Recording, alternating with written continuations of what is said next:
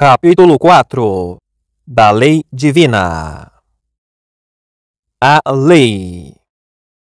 A palavra lei, entendida absolutamente, aplica-se todas as vezes que os indivíduos, tomados um a um, na totalidade dos seres, ou como alguns da mesma espécie, se conforma a uma só e mesma regra de ação bem determinada.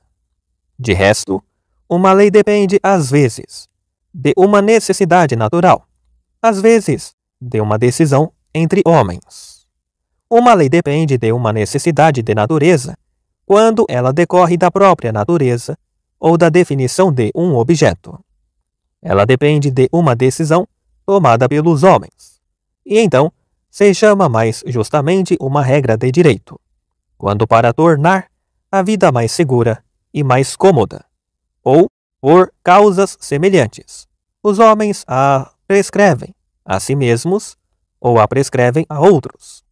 Que os corpos, ao se encontrarem com outros menores, por exemplo, percam de seu movimento a mesma quantidade que comunicam. É uma lei universal aplicada a todos os corpos, seguindo uma necessidade de natureza. Da mesma maneira que um homem, quando se lembra de alguma coisa, logo se lembra de outra semelhante, ou que havia percebido ao mesmo tempo. É uma lei que se segue necessariamente da natureza humana. Ao contrário, que os homens abandonem, ou sejam constrangidos a abandonar, qualquer coisa do direito de natureza para se conformarem a uma regra devida. Isso depende de uma decisão humana. E se, concordando, sem restrições, que todas as coisas estejam determinadas, em virtude de leis universais da natureza, a existir e a agir de uma maneira determinada. Mantenho que leis desse gênero dependem de uma decisão tomada pelos homens. Primeiro, porque o homem, na medida em que é parte da natureza, constitui uma parte de sua potência. Aquilo, pois, que se segue de uma necessidade da natureza humana, quer dizer, da própria natureza, enquanto a concebemos como definida pela natureza humana. Retira sua origem da potência do homem. Pode-se muito bem dizer, por essa razão, que o estabelecimento dessas leis depende de uma decisão tomada pelos homens, pois que depende, em primeiro lugar, da potência da mente humana, em que esta mente, considerada como capaz de verdade e de erro em suas percepções, pode ser concebida claramente sem essas leis, embora não o possa ser sem uma lei necessária, no sentido que acabamos de definir. Em segundo lugar, disse que essas leis dependem de uma decisão tomada pelos homens, porque devemos definir e explicar as coisas por suas causas próximas, e que considerações totalmente gerais sobre o destino e o encadeamento das causas não nos são úteis quando se trata de formar e ordenar nossos pensamentos relativos a coisas particulares. Acrescentemos que ignoramos inteiramente a coordenação e o encadeamento das coisas. Quer dizer que ignoramos como as coisas estão ordenadas e encadeadas na realidade e que, assim, para a utilidade da vida, é preferível e mesmo necessário considerá-las como possíveis. Eis o que se refere à lei considerada em absoluto. A lei humana. É por metáfora, no entanto, que a palavra lei se vê aplicada às coisas naturais. E comumente, entende-se por lei o mandamento que os homens podem igualmente cumprir ou negligenciar, considerando-se que ele constringe a potência do homem dentro de limites determinados, além dos quais nada ordena por ultrapassar suas forças. Parece, pois, que se deve definir a lei mais particularmente como uma regra de vida, que o homem impõe-se a si mesmo ou a outros, com uma finalidade qualquer. Todavia, como a verdadeira finalidade das leis não aparece ordinariamente, senão a um pequeno número, sendo a maioria dos homens quase incapaz de percebê-la, estando sua vida igualmente em conformidade com a razão, os legisladores instituíram sabiamente uma outra finalidade bem diferente daquela que decorre necessariamente da natureza das leis. Prometem aos defensores o que o vulgo mais ama, enquanto ameaçam seus violadores com o que mais receiam. Assim, se esforçam para conter a plebe, nos limites em que é possível fazê-lo, como se contém um cavalo com a ajuda do bridão. Daí, resulta que se manteve, sobretudo, como lei, uma regra devida prescrita aos homens pelo mandamento de outros homens. Embora, conforme a linguagem corrente, os que obedecem às leis vivam sob o império das leis e a elas pareçam estar submetidos. É verdade que aquele que cede a cada um o que lhe é devido por medo do patíbulo age apenas pelo comando de outro e é coagido pelo mal que teme.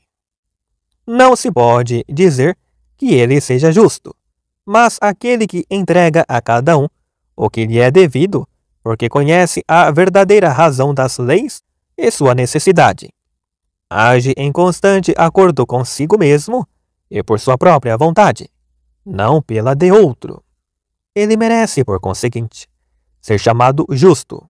Penso ser isso o que Paulo quis ensinar quando disse que aqueles que viviam sob o império da lei não podiam ser justificados pela lei. A justiça, com efeito, tal como se define habitualmente, é uma vontade constante e perpétua de atribuir a cada um o que é seu. No mesmo sentido, Salomão, Provérbios 21:15, diz que o justo tem alegria quando acontece o julgamento e os injustos tremem. Em seguida, dado que a lei não é outra coisa senão uma regra devida, que os homens se prescrevem ou prescrevem a outros, tendo em vista um fim, parece que se devem distinguir aí as leis humana e divina. Por lei divina, uma regra tendo por objeto apenas o soberano bem, quer dizer o verdadeiro conhecimento e o amor de Deus. A razão pela qual chamo uma tal lei de divina prende-se à natureza do bem soberano, que aqui vou mostrar em algumas palavras tão claramente quanto possa. Sendo o entendimento a melhor parte de nosso ser, é certo que se quisermos realmente procurar o útil, devemos, acima de tudo, esforçar-nos em aperfeiçoar nosso entendimento, tanto quanto possível, pois em sua perfeição deve consistir nosso soberano bem. Demais, todo o nosso conhecimento e a certeza que exclui, real e completamente, a dúvida depende apenas do conhecimento de Deus. Tanto porque, sem Deus, nada pode existir, nem ser concebido. Quanto porque podemos duvidar de tudo enquanto não tivermos de Deus uma ideia clara e distinta. Segue-se daí que nosso soberano bem e nossa perfeição dependem somente do conhecimento de Deus. Além do mais, já que nada pode existir ou ser concebido sem Deus, é certo que todos os seres da natureza envolvem e exprimem a ideia de Deus, na proporção de sua essência e de sua perfeição, por onde se vê que quanto mais conhecemos coisas na natureza, maior e mais perfeito é o conhecimento que obteremos de Deus. Dito de outra forma, pois conhecer o efeito pela causa é apenas conhecer alguma propriedade da causa. Quanto mais conhecemos coisas na natureza, mais perfeitamente conhecemos a essência de Deus, causa de todas as coisas. E assim, todo o nosso conhecimento, quer dizer, nosso soberano bem, não depende apenas do conhecimento de Deus, mas em tudo nele consiste. Isso resulta ainda de que o homem é mais perfeito na proporção da natureza e da perfeição da coisa, que ama acima de tudo, e inversamente. É ainda necessariamente mais perfeito e participa mais da felicidade soberana quem ama, acima de tudo, o conhecimento intelectual de Deus. Isto é, do ser inteiramente perfeito, e dele tira a máxima satisfação. É a isso, quer dizer, ao conhecimento e ao amor de Deus, que se resume nosso soberano bem e nossa felicidade. Por conseguinte, os meios de que a finalidade das ações humanas necessitam, a saber, o próprio Deus, enquanto sua ideia está em nós, podem ser chamados mandamentos de Deus, pois que nos são prescritos de algum modo por Deus mesmo, enquanto habita em nossa alma. Assim, uma regra de vida que tem essa finalidade é muito bem chamada lei divina. Quais são agora esses meios? Que regra de vida essa finalidade requer? Como correlacionar a esse fim os princípios do melhor governo e regrar, por sua consideração, as relações dos homens entre si? Essas questões entram na ética universal. Aqui continuarei a falar da lei divina apenas sob o aspecto geral. Considerando-se, pois, que o amor de Deus é a suprema felicidade e a beatitude do homem, o fim último de todas as ações humanas, somente segue a lei divina aquele que tem o cuidado de amar a Deus, não por temor do suplício ou amor por outra coisa, tal como os prazeres ou a fama, mas pela única razão de conhecer a Deus. Dito de outro modo, saber que o conhecimento e o amor de Deus são o soberano bem. Toda a lei divina, portanto, se resume a esse único preceito: amar a Deus como um bem soberano. E isso já o dissemos. Não por temor de um castigo ou suplício, nem por amor a outra coisa, da qual queremos o prazer. A lição contida na ideia de Deus é, com efeito, ser Ele nosso soberano bem, ou que o conhecimento e o amor de Deus são o fim derradeiro, ao qual tendem todas as nossas ações. O homem carnal, no entanto, não pode conhecer essa verdade, e ela lhe parece vã, pois tem de Deus um conhecimento bastante insuficiente. E também porque não encontra nesse soberano bem algo que possa tocar ou comer, ou que lhe sensibilize a carne, com a qual procura as delícias, já que esse bem consiste apenas na contemplação e no puro pensamento. Mas aqueles que reconhecerem que nada tem maior preço do que o entendimento e uma alma sadia, sem dúvida, julgarão essa verdade muito sólida. Assim, explicamos em que consiste essencialmente a lei divina, e quais são as humanas. Todas aquelas que visam a uma outra finalidade, a menos que não tenha sido estabelecidas por revelação, pois a respeito de uma revelação é também uma maneira de relacionar as coisas a Deus, já mostramos acima. E nesse sentido, a lei de Moisés, embora não seja universal, e sim adaptada à compleição própria e à conservação de um certo povo, pode ser chamada lei de Deus ou lei divina, pois a cremos estabelecida pela luz profética. Tendo em vista agora a natureza da lei divina, veremos primeiro que ela é universal, quer dizer, comum a todos os homens, pois a deduzimos da natureza humana tomada em sua universalidade, segundo que ela não exige que se tenha fé nos relatos históricos, qualquer que seja o seu conteúdo, pelo fato da lei divina natural ser conhecida unicamente pela consideração da natureza humana. É certo que a podemos conceber igualmente em Adão e em qualquer outro homem, num homem que vive entre homens e num homem que vive solitariamente. e a fé nos relatos históricos, ainda que ela envolva uma certeza, não nos pode dar o conhecimento, nem consequentemente o amor de Deus. O amor de Deus nasce do seu conhecimento, e o conhecimento de Deus deve ser extraído de noções certas e conhecidas por si mesmas. Falta muito, portanto, para que a fé em relatos históricos seja uma condição sem a qual não possamos alcançar o soberano bem.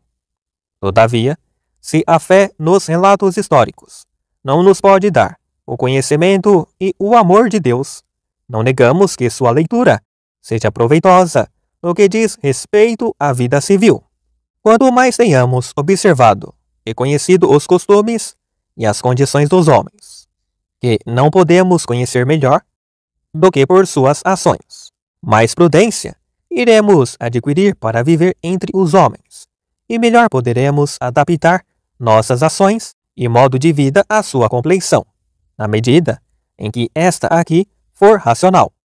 Vemos, em terceiro lugar, que essa lei divina não exige cerimônias rituais, quer dizer, ações que em si mesmas são indiferentes e apenas chamadas de boas em virtude de uma instituição, ou representam o bem necessário à salvação, ou ainda, caso se prefira, não exige ações cuja justificação ultrapassa a compreensão humana. Com efeito, a luz natural não exige nada que não possa alcançar essa própria luz e requer somente que a vejamos muito claramente como um bem, quer dizer, como um meio de chegar à beatitude. Ora, as coisas que são boas apenas por ordenamentos ou instituições, ou porque representam imaginariamente algum bem, não pode acrescentar perfeição ao nosso entendimento, configurando-se apenas como sombras. Não podemos contá-las entre o número das ações que engendram o entendimento e que são como os frutos de uma alma sadia. Mas não é preciso mostrar isso mais longamente. Vemos, enfim, em quarto lugar, que a mais alta recompensa da lei divina consiste em conhecer essa mesma lei, quer dizer, Deus, e amá-lo como seres verdadeiramente livres, de alma pura e constante, enquanto o castigo é a privação desses bens e a servidão da carne, quer dizer, uma alma inconstante e flutuante. Após essas observações, podemos investigar, primeiro, se pela luz natural podemos conceber a Deus como um legislador ou um príncipe que prescreve leis aos homens. Segundo, o que ensina a Escritura a respeito dessa luz e dessa lei naturais. Terceiro, com que fim as cerimônias religiosas foram antigamente instituídas. Quarto, que interesse há em si conhecer os relatos sagrados e neles crer. Os dois primeiros serão tratados neste capítulo, os demais no seguinte. O que é preciso admitir quanto à primeira questão se deduz facilmente da natureza da vontade de Deus, que não se distingue do entendimento divino, a não ser relativamente à nossa razão. Quer dizer que a vontade de Deus e seu entendimento são uma só e mesma coisa, e só se distinguem relativamente aos pensamentos que formamos sobre o entendimento divino. Por exemplo, quando temos em vista que a natureza do triângulo está contida, como verdade eterna, e desde toda a eternidade, na natureza de Deus, então dizemos que Deus tem a ideia do triângulo, ou concebe, pelo entendimento, a natureza do triângulo. Em seguida, quando consideramos que a natureza do triângulo está contida na natureza de Deus unicamente pela necessidade dessa natureza, e não pela necessidade da essência e das propriedades do triângulo, e ainda que a necessidade da essência e das propriedades do triângulo, enquanto concebidas como verdades eternas, dependem apenas da natureza e do entendimento divinos, não da natureza do triângulo. Então, chamamos vontade ou decreto de Deus, aquilo mesmo que precedentemente chamamos de entendimento de Deus. Assim, relativamente a Deus, é a mesma coisa dizer que Deus quis e decretou, desde toda a eternidade, que os três ângulos de um triângulo fossem iguais a dois retos, ou que Deus concebeu esta verdade por seu entendimento. Segue-se daí que as afirmações e as negações de Deus envolvem sempre uma necessidade, ou dito de outra maneira, uma verdade eterna. Se, pois, como exemplo, Deus diz a Adão: Não quero que tu comas do fruto da árvore da ciência, do bem e do mal. Implicaria contradição se Adão pudesse comê-lo, e por conseguinte, seria impossível que Adão o comesse, porque o decreto divino deve envolver a necessidade eterna e a verdade. No entanto, como a Escritura relata que Deus o proibiu a Adão, e ainda assim Adão o comeu, dever-se-á dizer necessariamente que Deus revelou a Adão o mal que seria para ele a consequência necessária dessa manducação, mas não a necessidade da consequência desse mal. Por esse motivo, Adão percebeu a revelação não como uma verdade eterna e necessária, mas como lei, quer dizer, como regra instituindo que um certo proveito ou dano será a consequência de uma certa ação, não por uma necessidade inerente à própria natureza da ação, mas em virtude do bom prazer e do mandamento absoluto de um príncipe. Assim, apenas para Adão, e por seu conhecimento imperfeito, essa revelação tornou-se uma lei e Deus se pôs como legislador e príncipe. Pelo mesmo motivo, e na sequência de uma imperfeição de conhecimento, o Decálogo fez uma lei só para os hebreus.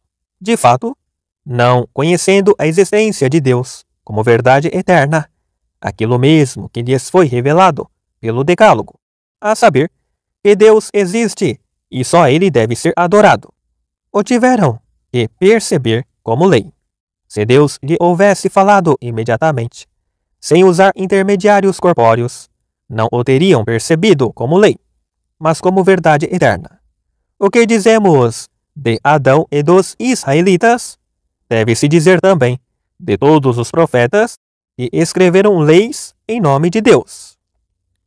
Eles não perceberam os decretos divinos adequadamente, como se percebem as verdades eternas. Por exemplo, é necessário também dizer de Moisés que ele percebeu por uma revelação, ou retirou de princípios a ele revelados, a maneira pela qual o povo de Israel podia melhor se unir em uma certa região do mundo e formar uma nova sociedade, ou melhor dizendo, constituir um Estado, e ainda a melhor maneira pela qual esse povo podia ser levado à obediência.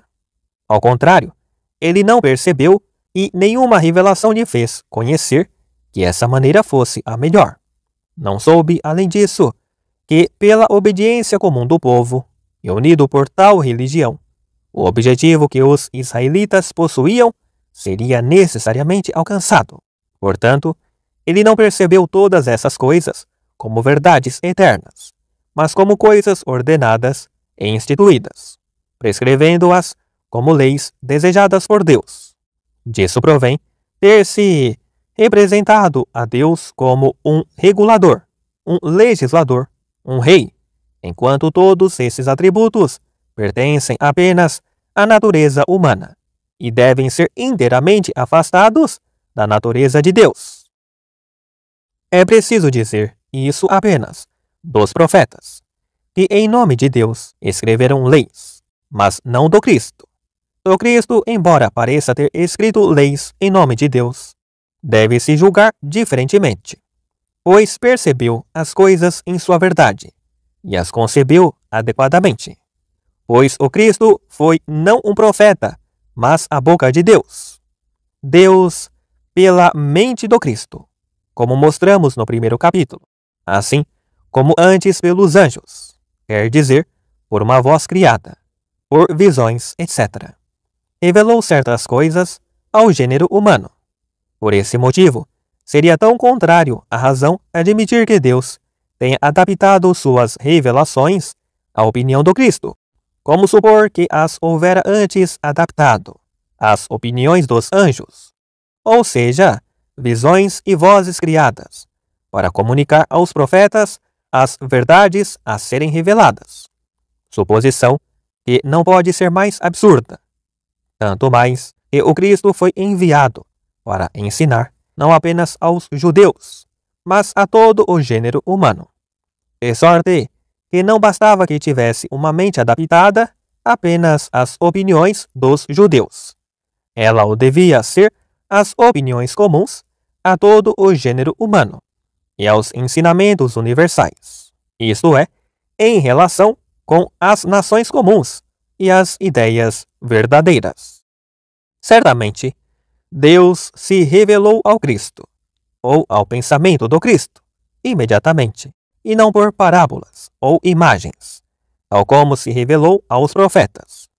Por isso, conhecemos necessariamente que o Cristo percebeu as coisas reveladas em sua realidade, quer dizer, que as conheceu intelectualmente.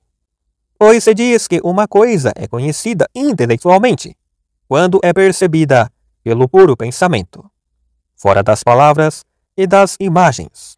Portanto, o Cristo percebeu as coisas reveladas e as conheceu de verdade. Depois, se em algum momento as prescreveu como leis, o fez pela ignorância e obstinação do povo. Nisso esteve em lugar de Deus, adaptando-se à compreensão do povo. E embora tenha falado um pouco mais claramente do que os profetas, ensinava as coisas reveladas de um modo ainda obscuro e frequentemente por parábolas, sobretudo quando falava a homens aos quais ainda não havia feito conhecer o reino dos céus. Ver Mateus 13, 10, 11. E para os que haviam feito conhecer os mistérios dos céus, sem dúvida, ensinou essas mesmas coisas, não como leis, mas como verdades eternas. E por esse meio os liberou da servidão da lei. E, no entanto, a confirmou e escreveu para sempre no fundo dos corações. É isso o que Paulo parece indicar em algumas passagens, a saber, na Epístola aos Romanos, capítulo 7, versículo 8, e capítulo 3, versículo 31.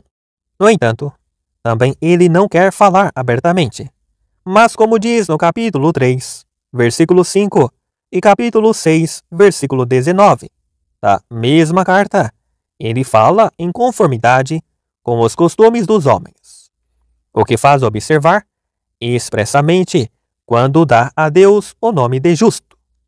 Sem dúvida, também por causa da fraqueza da carne. Atribui a Deus, por ficção, a misericórdia, a graça, a cólera, etc., adaptando suas palavras à índole da plebe, isto é, aos homens de carne, como diz na Epístola aos Coríntios 3, 1, 2. No capítulo 9, versículo 18, da Epístola aos Romanos, ele ensina como verdade absoluta que a cólera de Deus e sua misericórdia não dependem das obras dos homens, mas apenas da eleição de Deus, quer dizer, de sua vontade, pois ninguém está justificado pelas obras da lei, mas apenas pela fé. 3:28. E somente se entende como o pleno consentimento da alma. E enfim, que ninguém é bem-aventurado se não tiver em si o Espírito do Cristo. 8:9. Pelo que percebe com efeito as leis de Deus como verdades eternas. Concluímos, então, que Deus não pode ser qualificado de legislador, de príncipe, e só é chamado de justo, misericordioso, etc., seguindo a maneira de compreender do vulgo e por imperfeição do conhecimento. Em realidade, Deus age e dirige todas as coisas apenas pela necessidade de sua natureza e perfeição, e seus decretos e volições são verdades eternas que sempre envolvem uma necessidade. Eis o que me havia proposto explicar e mostrar em primeiro lugar. Passemos agora ao segundo ponto. Percorramos o livro sagrado e vejamos o que ele ensina a respeito da luz natural e dessa lei divina. O primeiro texto que encontramos é a história do primeiro homem, na qual se relata que Deus ordena a Adão não comer o fruto da árvore da ciência do bem e do mal, o que parece significar que Deus ordena a Adão fazer e procurar o bem, pelo fato de ser ele o bem, e não por ser contrário ao mal, ou seja, procurar o bem por amor do bem e não por medo do mal. Com efeito, e nós já o mostramos, quem faz o bem por conhecimento verdadeiro e amor ao bem, age livremente e de maneira constante. Ao contrário, quem o pratica por medo do mal, age constrangido pelo mal que teme, escravizado, e vive sob as ordens de outrem. Esse único preceito, dado a Adão por Deus, compreende, pois, toda a lei divina natural, e concorda inteiramente com o ensino da lei natural, e não seria difícil explicar toda essa história ou parábola do primeiro homem por esse princípio. Prefiro, no entanto, omitir essa explicação, tanto porque não posso estar absolutamente seguro de que minha explicação coincida com o pensamento do narrador, quanto porque a maioria não concorda que essa história seja uma parábola, admitindo, sem reserva, ser uma simples narrativa. Será, pois, preferível citar aqui outras passagens da Escritura, emprestadas, em primeiro lugar, desse autor, que fala da virtude da luz natural, que sobrepujou a todos em seu século, e cujas sentenças inspiram no povo tanto respeito religioso quanto aquelas dos profetas. Penso em Salomão, cujos livros sagrados celebram não os dons proféticos e da piedade, mas os da prudência e da sabedoria. Assim é que Salomão, em seus provérbios, chama o entendimento humano uma fonte de vida verdadeira e faz consistir o infortúnio apenas na desrazão. Com efeito, diz ele, 16:22. O entendimento é para nós, Senhor, uma fonte de vida, e o suplício do insensato é sua desrazão. Ora, é de se notar que, por vida, falando absolutamente, entende-se em hebreu a vida verdadeira, como o mostra o Deuteronômio 30:19. Portanto, Salomão faz consistir o fruto do entendimento apenas na vida verdadeira, e o suplício na sua privação, o que coincide inteiramente com aquilo que observamos. Em quarto lugar, a respeito da lei divina natural, que é, aliás, essa fonte de vida, quer dizer, o entendimento, prescreve leis aos sapientes, como também o mostramos. É o que esse mesmo sábio ensina abertamente, ao dizer, Provérbios 13:14. A lei do prudente é fonte de vida. Quer dizer, como se vê pelo texto antes citado, que ela é o entendimento. Além do mais, no capítulo 3, versículo 13, ele ensina expressamente que o entendimento dá ao homem a felicidade, assim como a verdadeira tranquilidade da alma. Ele diz, efetivamente, Bem-aventurado o homem que encontrou a ciência e o filho do homem, que instruiu o entendimento. A razão disso, versículo 16:17, é que o entendimento dá diretamente a duração dos dias, indiretamente as riquezas e a honra, suas vias, aquelas que a ciência faz conhecer, são amáveis, e todas as sendas pacíficas. Somente os sábios, portanto, conforme as palavras de Salomão, vivem na paz e com constância de alma, e não como os ímpios, cuja alma flutua presa de paixões contrárias, e que, por conseguinte, não possuem nem paz, nem repouso, como diz Isaías 57:20. É preciso notar, enfim, sobretudo nesses provérbios de Salomão, o que se encontra no 2º capítulo, considerando que isso confirma muito claramente nossa maneira de ver.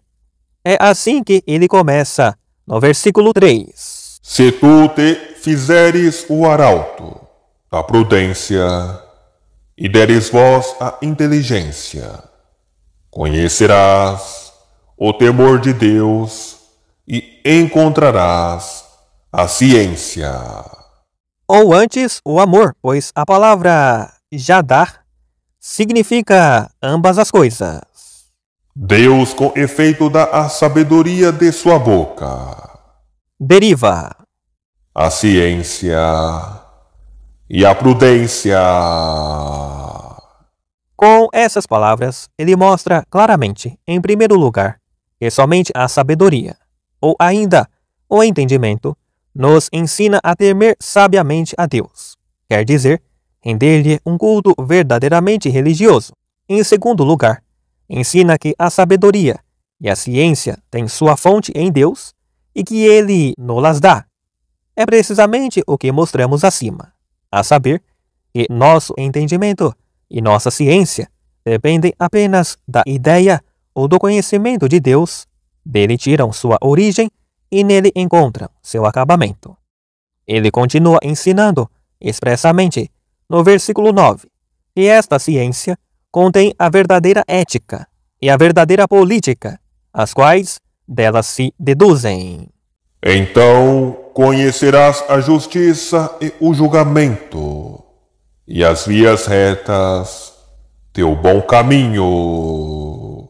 Não contente, prossegue. Quando a ciência entrar em teu coração e a sabedoria te for doce, então tua providência valerá sobre ti e a prudência te guardará. Tudo isso coincide com a ciência natural, que ensina a ética e a verdadeira virtude, quando adquirimos o conhecimento dos seres e apreciamos o sabor da ciência. Assim, a felicidade e a tranquilidade daquele que cultiva o entendimento natural, seguindo o pensamento de Salomão, não dependem do poder da fortuna, quer dizer, de um auxílio externo de Deus, mas principalmente de sua própria virtude interna, quer dizer, de um auxílio interno de Deus, pois que, estando vigilante e ativo e sendo avisado, proverá com o melhor sua própria conservação.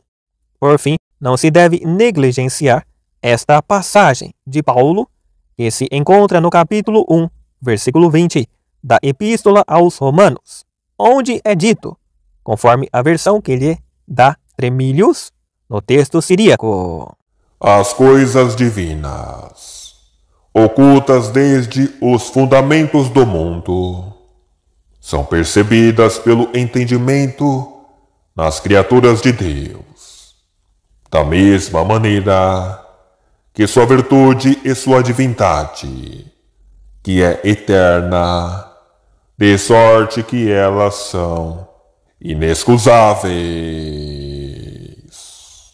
Ele mostra, assim, bastante claramente a virtude de Deus e sua eterna divindade, pela qual se pode saber e da qual se podem deduzir que coisas devem ser procuradas e quais devem ser evitadas.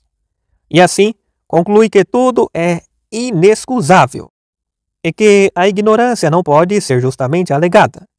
Assim, não seria se falasse de uma luz sobrenatural, da paixão sofrida por Cristo na carne e de sua ressurreição.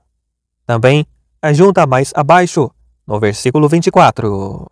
Por esta razão, Deus os entregou às concupiscências imundas de seus corações, etc. Assim, fala dos vícios da ignorância e os descreve como o suplício dos ignorantes, o que concorda plenamente com o provérbio já citado de Salomão. e o suplício é sua desrazão. Nada surpreendente, portanto, que Paulo diga: os que fazem o mal são inexcusáveis, pois cada um colhe o que semeou. O mal engendra o mal, necessariamente, se não for corrigido, e o bem engendra o bem, se for acompanhado da constância da alma. Assim, a Escritura recomenda, em absoluto, a luz natural e a lei divina natural. E termino aqui de tratar das questões que me havia proposto examinar neste capítulo.